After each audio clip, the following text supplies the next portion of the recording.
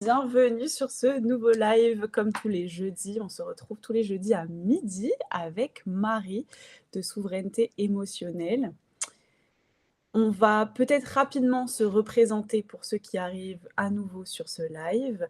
Marie, je te laisse te présenter en premier et puis après on parlera un petit peu du sujet du jour qu'on a décidé, de prendre aujourd'hui. Oui, bonjour à tous, j'espère que vous allez merveilleusement bien. Donc moi, je m'appelle Marie, je suis guide en souveraineté émotionnelle. J'aide la personne à passer d'émotions subies à émotions dirigées, ou ça peut être aussi des personnes qui ne sont pas du tout connectées à leurs émotions. L'objectif, c'est de se libérer rapidement, d'avoir des résultats concrets, efficaces, et également des prises de conscience. Et à toi, OK, Colline. merci. Alors du coup, moi je m'appelle Colline, je suis guide en expansion intérieure, alignement. Donc en gros, qu'est-ce que ça veut dire expansion, alignement intérieur? Ça veut dire que j'aide les personnes qui se sentent désalignées, un peu dans le flou, parfois des grosses périodes de remise en question, des crises identitaires, à justement incarner pleinement leur identité pour qu'il y ait une expansion, dans leur business. Parce que souvent, dans nos business, c'est le miroir de qui on est profondément. Donc s'il y a des blocages, souvent les entrepreneurs, les blocages principaux, c'est, au niveau de l'argent, au niveau de sa valeur, au niveau de l'image de soi. Donc tout ça, on vient regarder ce qui se passe à l'intérieur de nous. Qu'est-ce qui se passe? Parce que souvent c'est des croyances, des schémas limitants, heu, plein de choses au niveau de l'identité. Donc moi, j'aide vraiment à aller regarder à l'intérieur pour qu'ensuite ça se propage vers l'extérieur. Voilà pour le contexte un petit peu. Aujourd'hui, on a décidé de vous parler de la notion de prendre une décision. En fait, il va y avoir un petit peu 2 thématiques, je pense qu'elles vont se rejoindre. Mais la première thématique, c'est comment prendre une décision et une deuxième thématique, ce sera plus sur les relations. Pourquoi on a choisi de prendre cette thématique-là? C'est parce que moi, j'aime beaucoup regarder, vous allez très vite comprendre, je travaille avec l'astrologie, qui est un outil de connaissance de soi, le human design aussi. Je travaille avec beaucoup d'outils de connaissance de soi et on dit, en astrologie que tout ce qui est en haut est en bas. Tout ce qui se passe là-haut se passe aussi à l'intérieur de nous. Tout ce qui se passe à l'intérieur de nous se passe aussi à l'extérieur et inversement. Vous avez compris un petit peu tout ça? Donc, on aime bien avec Marie regarder un petit peu les énergies du jour avant de préparer notre live, parce que ça nous donne une indication un petit peu sur ce qui se passe et à chaque fois pas de hasard, c'est ce que nous-mêmes, souvent on traverse, donc rien de mieux, que de vous parler de ce qu'on est en train de traverser aussi.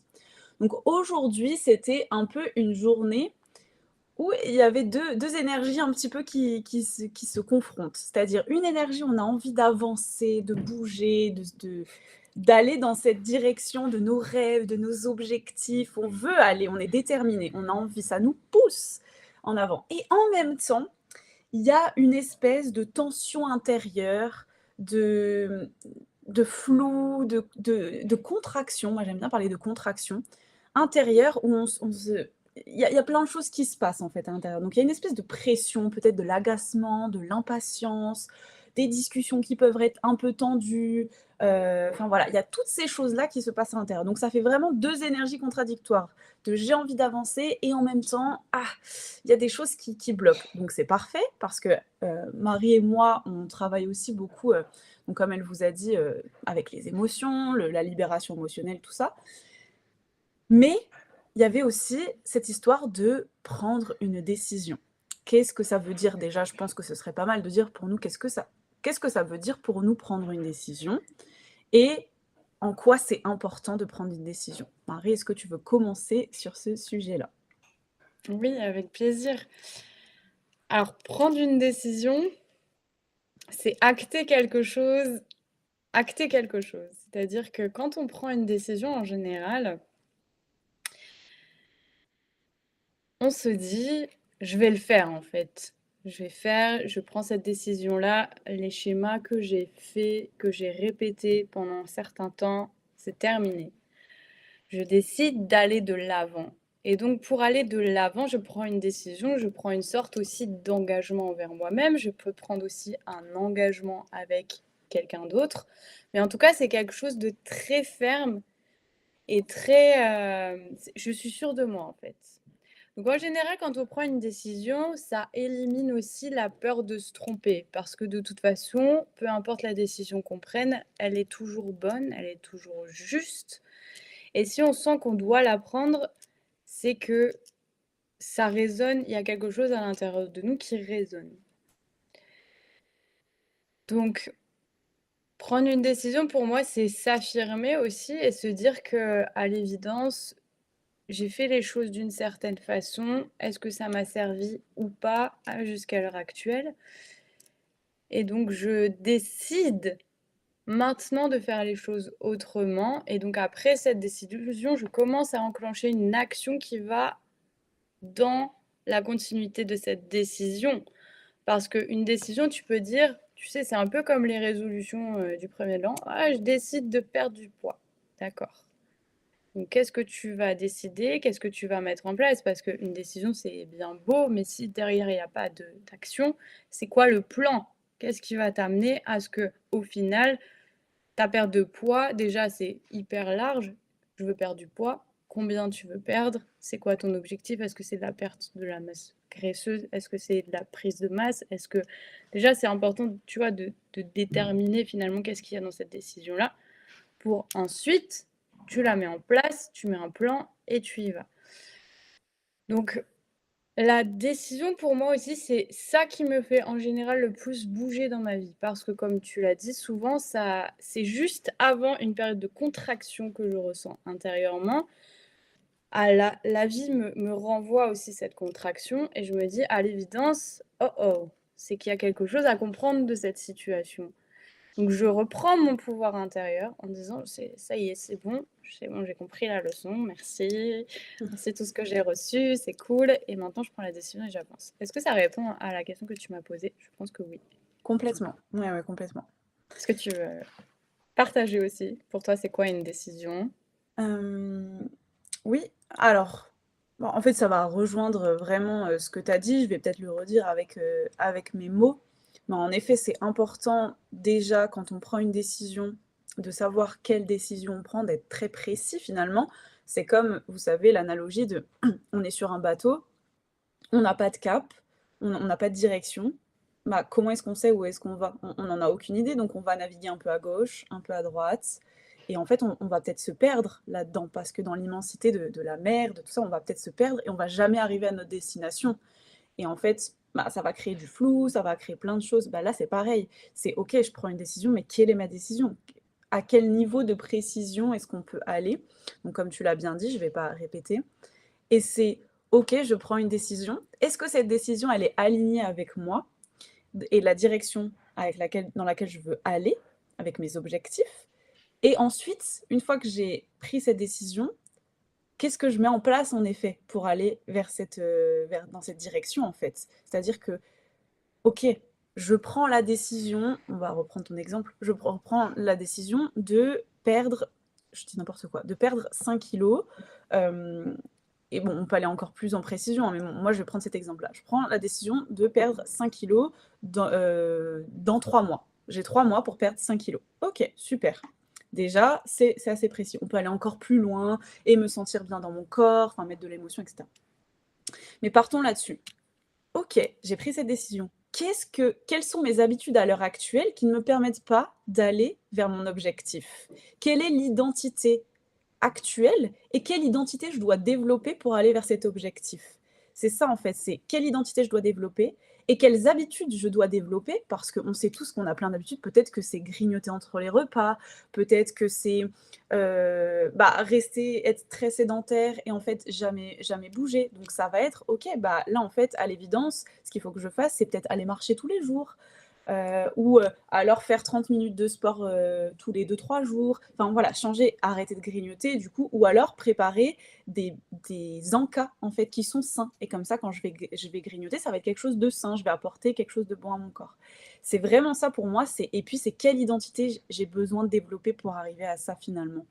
C'est Mmh. je développe l'identité, donc quelle personne je deviens? Donc je suis une personne qui blablabla, qui en fait, fait ses exercices tous les 2 jours. Je suis cette personne qui fait ci. Je suis cette personne qui qui crée ces encas sains, voilà, toujours tourner de manière positive, parce qu'on sait que le cerveau répond de manière positive. Mais c'est vraiment ça, c'est OK, j'ai besoin de développer cette identité pour aller vers mon objectif et toutes mes actions vont suivre cette identité. Parce que, à l'évidence, si on reste cette ancienne identité et on se dit: «Bof, moi de toute façon, en fait, je grignote tout le temps, je suis sédentaire» et cetera et cetera. Qu'est-ce que votre cerveau et votre corps va faire? Il va continuer de rester dans ces habitudes-là et on sait que les habitudes, ben, c'est pas pour rien que le mot habitude, c'est ça peut prendre du temps pour les changer. Donc autant, en fait, se dire: «OK, bah, la nouvelle personne, l'identité que j'ai besoin de développer, c'est ça et donc je vais aller dans cette direction» et donc, bah, à chaque fois que je vais me voir repartir dans mes anciennes habitudes de: «Ouh là là, là j'ai envie de grignoter, des choses, qui sont pas forcément, bonnes et qui ne vont pas dans» c'est même pas bonnes, c'est qui ne vont pas dans la direction de mon objectif.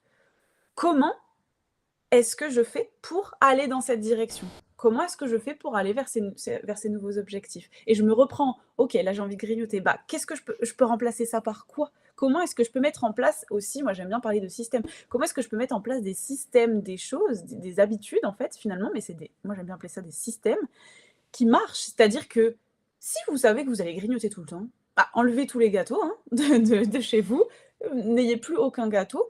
Comme ça, il y a même pas l'option, en fait, chez vous. Faites en sorte que votre environnement, ce soit le plus simple pour vous, pour justement maintenir cette décision assez longtemps. Parce qu'on sait que cette décision, au début, on est tout feu tout flamme.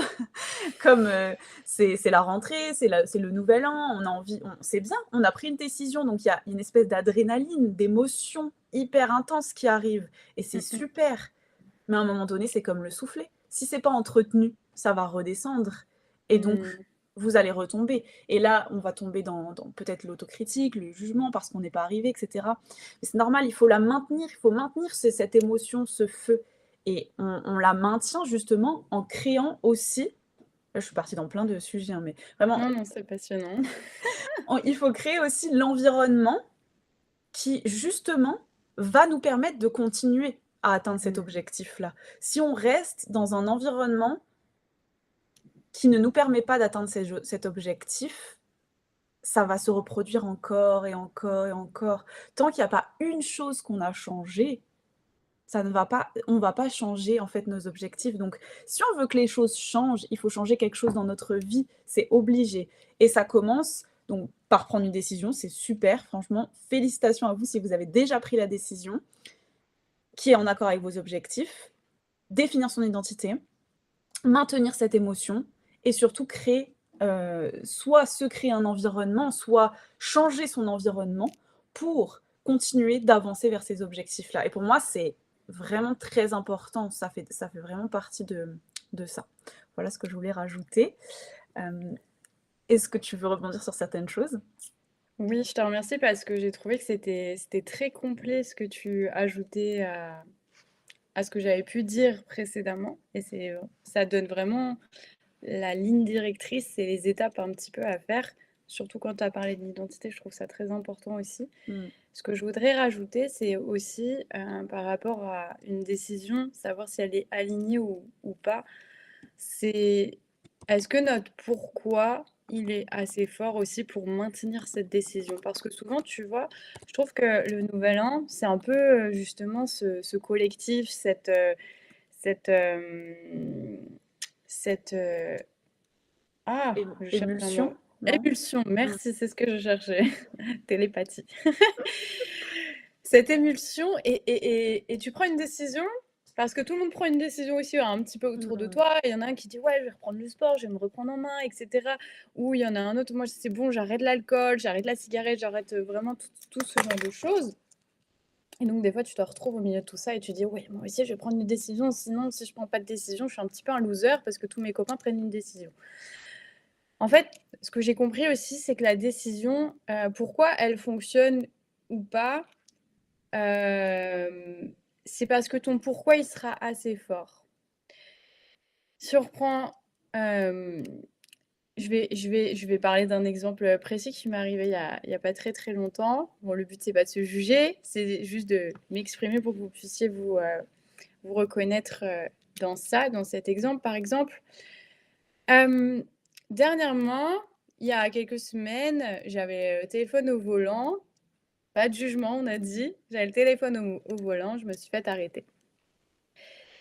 Donc heu, donc ce jour-là, j'ai pris j'ai vr j'ai cette déci j'ai pris une décision parce que je me sentais tellement en colère contre moi-même et je me sentais tellement coupable d'avoir fait ça alors que finalement il y avait pas d'urgence, il y avait pas besoin d'absolument répondre tout de suite maintenant, mais je sais pas.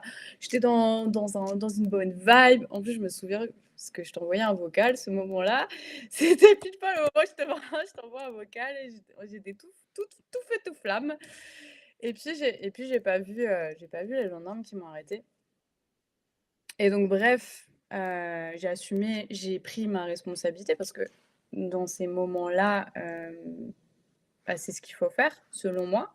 Mais il y avait pas à se mettre en position de victime et à se dire, «Mais monsieur l'agent, mais ci, mais ça», enfin non en fait. J'assume ma faute, j'assume ma responsabilité et donc ce jour-là, je me souviens, ils s'en vont les gendarmes et là, je me mets à pleurer, je me mets en colère et j'étais toute seule dans la voiture et je m'énerve et je me dis à moi-même, je dis: «Mais c'est terminé Marie, Marie, t'arrêtes tes bêtises, c'est maintenant, c'est ton téléphone, soit tu mets de la musique, soit tu mets un audio, soit tu mets ton GPS, mais par contre, c'est hors de question, cette situation ne t'arrivera plus jamais». Et vraiment, je me suis faite cette promesse parce qu'il y avait de la douleur, il y avait une émotion douloureuse, il y avait, une sensation de pas être, vraiment éthique, de pas être droite, et et du coup de se faire, comment dire? Bah, le fait que quelqu'un voit que tu fais quelque chose qui, entre guillemets, «n'est pas bien» et que du coup tu te sens puni. Bah, je me suis dit: «C'est plus jamais, en fait, plus jamais je vais ressentir ça», parce qu'en fait, c'est complètement, ridicule, je trouve, de perdre des points, de perdre de l'argent, Mmh. alors qu'en fait, c'est juste un truc à changer. Donc ce jour-là, vraiment, je me suis énervée et j'ai crié, j'ai dit: «Plus jamais ça m'arrivera de ma vie. Voilà ce que je ne veux plus, voilà ce que je veux vraiment» et ça rejoint le Mmh. live de la semaine dernière. Si vous ne l'avez pas vu, regardez-le, il est très intéressant. Il y a des pépites, encore une fois, à l'intérieur. Et donc j'ai pris la décision et cette décision-là, cette fois, je m'en souviens, c'était le 30 mars 2026. Je m'en souviens parce qu'elle était tellement forte, tellement importante pour moi que depuis ce jour-là, je ne fais plus ça. Je n'ai plus cette habitude-là. J'ai décidé d'arrêter ce schéma que j'avais de manière inconsciente et et du coup, je suis fière de moi parce qu'à chaque fois que je prends la voiture, je me dis: «Ah super, je suis responsable, je me mets en sécurité, je mets en sécurité les autres». Donc en fait, c'est vraiment ça aussi. Prendre une décision alignée, c'est être sûr de soi que c'est la bonne chose à faire et pas parce que machin m'a dit qu'il fallait faire ça. Non, c'est parce que là, j'en avais marre de souffrir parce que c'était aussi un schéma répétitif que j'avais dans ma vie. Va savoir pourquoi, on s'en fiche, c'est pas important. Et j'avais ce schéma répétitif et j'en ai eu marre en fait. Il y a un moment donné, la vie, elle te présente des situations encore et encore et encore. C'est soit tu continues à faire les mêmes «erreurs» entre guillemets, à pas apprendre la leçon et à continuer à avoir mal, soit tu décides enfin de faire les choses autrement parce que c'est ce qu'on te demande de faire, de changer. Parce que de toute façon, si tu veux pas changer, à un moment donné, le clou fera tellement mal que tu auras pas le choix et là, j'étais à un stade où mon clou, il faisait trop mal, en fait. Mmh. C'était terminé, c'était horrible de ressentir ces émotions-là, donc je les ai utilisées pour clarifier ce que je voulais, pour les diriger et pour prendre une décision. Donc c'est pour ça aussi que souvent dans souveraineté émotionnelle, je parle et toi aussi, on a le même discours sur ça, je Mmh. parle de diriger ses émotions parce que là, je sais qu'en faisant ça, en prenant cette décision, ça a eu un impact positif dans ma vie et ça a eu déroulé positif. Parce que oui, pour, clôturer sur cette décision, le jour où j'ai pris cette décision-là, finalement, le temps a passé et je n'ai jamais reçu d'amende. Mes points sont toujours restés les mêmes.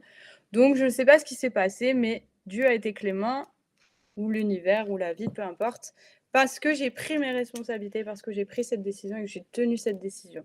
Donc vraiment, pour moi, prendre une décision, ça peut changer vraiment beaucoup de choses quand elle est très forte, l'intensité est énorme Mmh. et qu'on l'assume en fait pleinement. Voilà, c'était ce que je voulais ajouter. Merveilleux, c'était super intéressant. Non, mais merci beaucoup et c'est vrai que c'est important, tu t'as soulevé des concepts qui sont très importants justement de ce clou qui fait très mal. Quand tu parlais, je me disais: «C'est vrai, en fait, une des émotions qui nous pousse le plus à changer, c'est la colère». Parce qu'on a souvent tendance à dire, «En fait, c'est pas bien la colère, c'est mauvais». Alors déjà, il y a aucune émotion qui est bonne ou mauvaise, hein, faut le savoir, hein, vraiment. Tout est neutre, c'est nous qui décidons de mettre des filtres par-dessus ces émotions et de dire qu'une situation, un événement, quand il réagit avec nous, est bon ou mauvais. Mais en fait, il y a rien qui est bon ou mauvais, c'est juste ça se passe, c'est une expérience en fait, vraiment. Mais la colère, on a tendance à la diaboliser et moi, la première, je l'ai fait pendant très longtemps. Je me disais: «Mais oh là là, je suis une jeune femme en colère, j'étais une ado en colère, rebelle» et je l'avais vraiment diabolisée. Alors qu'en fait, les moments dans ma vie où je regarde où j'ai le plus changé, c'est quand justement je me sentais en colère. C'est quand justement je me sentais vraiment, au bout du rouleau en fait, j'en pouvais plus et je me suis dit: «Mais comme tu dis, le clou fait trop mal». Je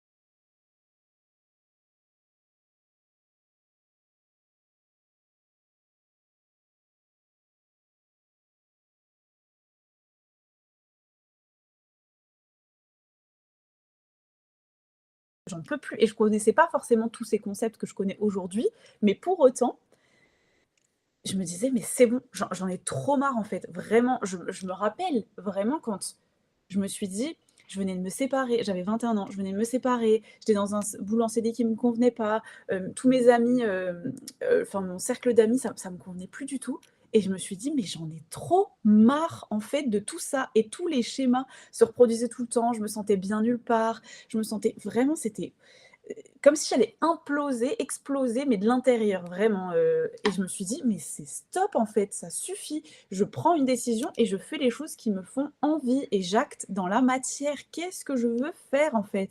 Je voulais à ce moment-là, je voulais voyager, je voulais partir explorer le monde, je voulais partir à ma découverte parce que pour moi, découvrir le monde, c'est découvrir une partie de soi à chaque fois et c'est ce que j'ai fait et je me suis dit: «Mais ça suffit, en fait, j'en ai trop marre» et donc je m'actionne dans cette direction et comme tu dis, donc arrêtons de diaboliser les émotions, de diaboliser, la colère en particulier, parce que c'est ce qui nous permet de bouger et justement, comme tu dis, de ne plus subir nos émotions, mais bien de nous en servir. Si on se sert de la colère et qu'on se dit: «OK, là, vraiment, j'en ai trop marre et là, maintenant, je prends une décision et je change les choses», bah, regardez ce qui se passe du coup. Par exemple, là, elle a jamais reçu la contravention, elle a jamais reçu ça parce que, comme tu dis, tu as pris tes responsabilités, tu t'es actionné. La vie t'a envoyé un message et on s'est actionné, en fait, en fonction. Donc pour moi, c'est super important de se dire que toutes les émotions nous servent et vraiment c'est le mot c'est on sert la vie et les émotions nous servent. Il y a vraiment ce truc-là. Donc c'était super intéressant et je voulais rebondir là-dessus parce que On a trop tendance à se dire que les émotions sont contre nous, alors qu'en fait, les émotions sont pour nous. Elles nous donnent sans cesse un miroir. Même moi, quand je parle, en fait, dans Solar, dans From Within, quand je parle justement de tout ce qui se passe à l'extérieur est un miroir de ce qui se passe à l'intérieur, c'est vraiment ça, hein. C'est-à-dire que tout ce qu'on ressent dans nos entreprises, tout ce qu'on va ressentir dans nos relations, là, bon, là, on n'aura clairement pas le temps de parler des relations, mais tout ce qu'on va ressentir, c'est juste des personnes, des événements, des choses qui vont arriver à nous et qui vont nous dire: «Ah OK, là, ça pique un peu. Mmh, qu'est-ce qui se passe? Qu'est-ce que c'est?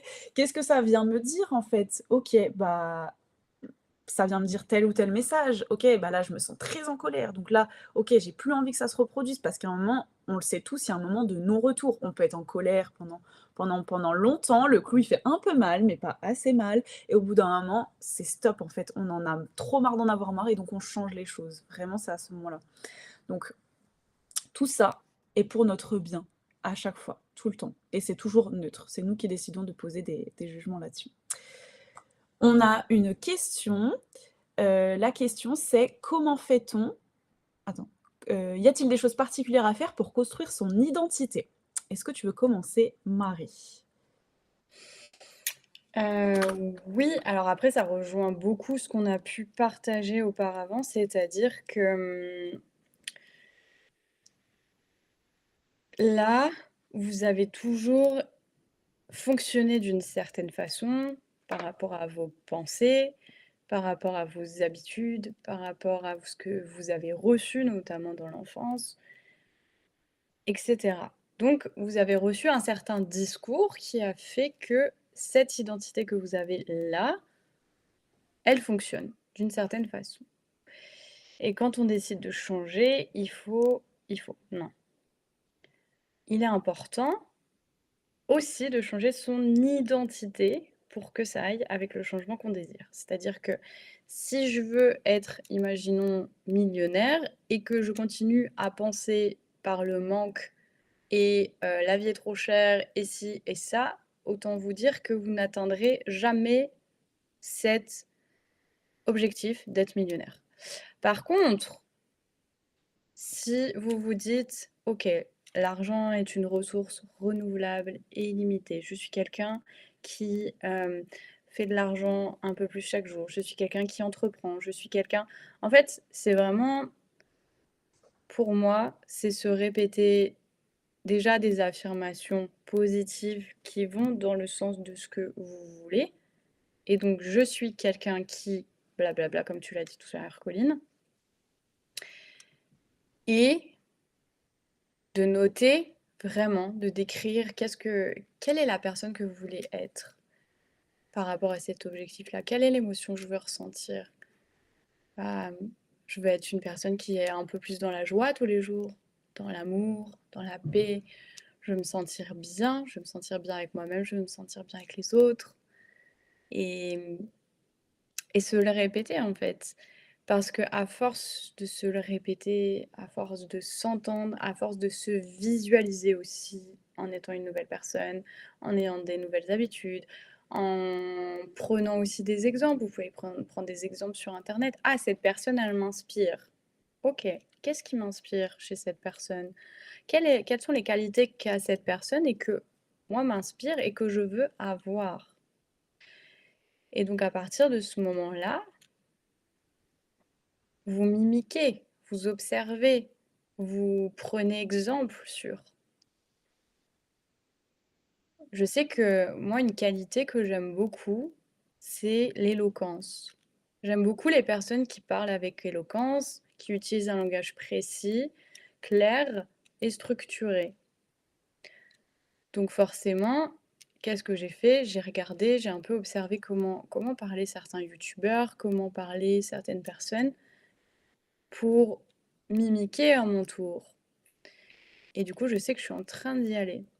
Parce que je fais davantage attention à mes tics de langage. Les bas, les ce genre de choses qu'on peut... Les du coup, que j'ai tendance à dire assez régulièrement.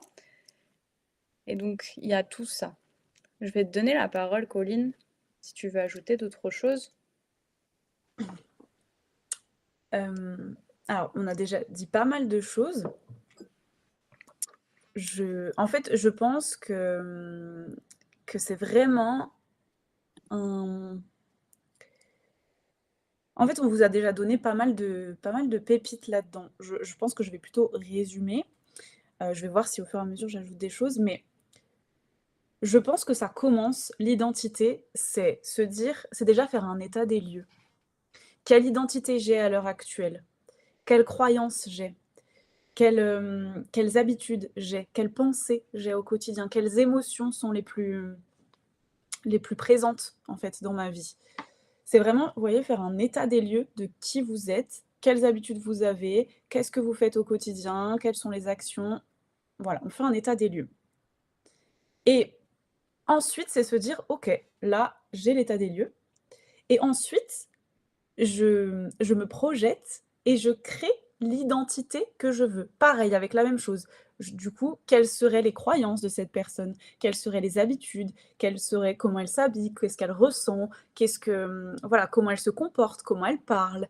Et cetera, et cetera. On fait vraiment ce travail-là de état des lieux et où je vais. Parce que comme on l'a dit, c'est hyper important d'avoir son cap, d'avoir son objectif. Et pour moi, ça passe par ça. Donc c'est d'abord un travail de je fais l'état des lieux et je déconstruis, parce qu'il y a aussi ça, je dis: «Je fais l'état des lieux», mais je déconstruis tout ça. C'est ce qu'on fait aussi, hein, c'est ce qu'on fait Marie et moi, c'est ce que moi je fais aussi dans Solaré. L'identité, c'est la base même de ce que je fais et de ce que je propose dans tous mes programmes, parce que pour moi, on ne peut pas créer une nouvelle identité si nos anciens schémas continuent d'être là, nos anciennes émotions, nos anciennes croyances continuent d'être là. On aura beau en rajouter, si on continue d'agir à partir de nos blessures, de de nos blessures, de nos racines, enfin moi même je parle de mémoire, cellulaire, ça continuera en fait on va continuer d'agir de cette façon. Donc c'est pour ça que pour moi c'est hyper important. Il y a ce travail de déconstruction, un travail honnête de j'en suis là, je prends mes responsabilités, c'est OK, il y a pas de jugement à avoir. J'en suis là à l'heure actuelle et je suis très honnête avec ça. Je déconstruis tout ça avec beaucoup d'amour, de compassion et ensuite je crée ma nouvelle identité et je crée dans la direction dans laquelle je veux aller. Et je mets, comme je vous ai dit au début du Zoom, je ne vais pas revenir, mais je mets en place les nouvelles habitudes, les nouvelles croyances, les nouvelles pensées, les nouvelles émotions, etc.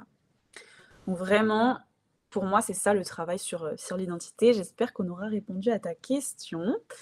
Hem et déjà, là, dans ce live, dans tout ce qu'on vous donne, il y a beaucoup d'informations et vous avez déjà beaucoup de choses pratiques à mettre en place, dans votre quotidien. Donc ce qui serait pas mal, c'est que ceux qui voient le replay, enfin, venez nous dire, en fait, justement, qu'est-ce que vous avez mis en place? Qu'est-ce qui fonctionne, qu'est-ce qui ne fonctionne pas? Pour que nous, on puisse justement peut-être vous donner d'autres tips, vous aider. N'hésitez pas à venir interagir dans les commentaires, même quand vous regardez le replay, pour qu'on sache justement et qu'on puisse vous aiguiller. Bien sûr, on parle de l'énergie du jour, mais c'est hyper important pour nous de, hem, de savoir en fait ce qui vous parle, ce qui vous convient et dans quelle direction on peut vous emmener aussi. Et on a Géraldine qui nous dit: «C'est de la reprogrammation, c'est génial». Oui, c'est exactement ça, c'est reprogrammer son subconscient. Prendre conscience aussi, hein, on n'en a pas beaucoup parlé, mais c'est bon, ça revient à être honnête, c'est prendre conscience de ce qui est déjà là et prendre conscience de la direction dans laquelle on veut aller et de la nouvelle identité dans laquelle on veut aller. Voilà, est-ce que tu as des choses à rajouter par rapport à tout ce qu'on a dit? Non, c'était très clair, très précis et complet, je trouve. Mmh. Et puis de toute façon, voilà, nous essayons à chaque fois de tenir le timing, donc là, on a un petit peu dépassé, c'est OK. Donc si ce live vous a plu, n'hésitez pas à le partager, n'hésitez pas à parler de nous sur Substack, bien entendu, parce que c'est ça aussi qui nous permet de transmettre et de faire partager à la fois nos expériences, ce par quoi on a traversé depuis déjà quelques années, les personnes que nous sommes devenues aussi. Et puis surtout, si vous voulez aller beaucoup plus loin, justement dans cette déprogrammation et reprogrammation, bah, n'hésitez pas à contacter soit Colline de From Within, soit moi. en souveraineté émotionnelle. Donc, Colline, elle propose, voilà aussi en termes de connaissance de soi, des séances, human design, astrologie, aussi du lâcher prise comme moi. Donc, voilà, on reste à votre disposition. Nous, notre objectif, c'est aussi de vous donner beaucoup de valeur dans ces lives. Vous pouvez déjà mettre plein de choses en place, de votre côté et juste à l'accompagnement, ça permet d'aller voir ensemble ce que vous ne voyez peut-être pas de vous-même. Et c'est pour ça que ça existe et c'est pour ça que nous aussi, on continue à se faire mentorer et c'est pour ça aussi qu'on s'entraide aussi, mutuellement par moment et c'est ça la magie, en fait, de faire les choses à plusieurs. Mmh. Nous vous remercions beaucoup pour votre attention. Merci pour toutes les personnes qui étaient là dans le live, qui étaient présents. Rendez-vous la semaine prochaine, jeudi à midi, pour une nouvelle thématique. Et nous vous envoyons beaucoup d'amour. Prenez soin de vous. Des bisous.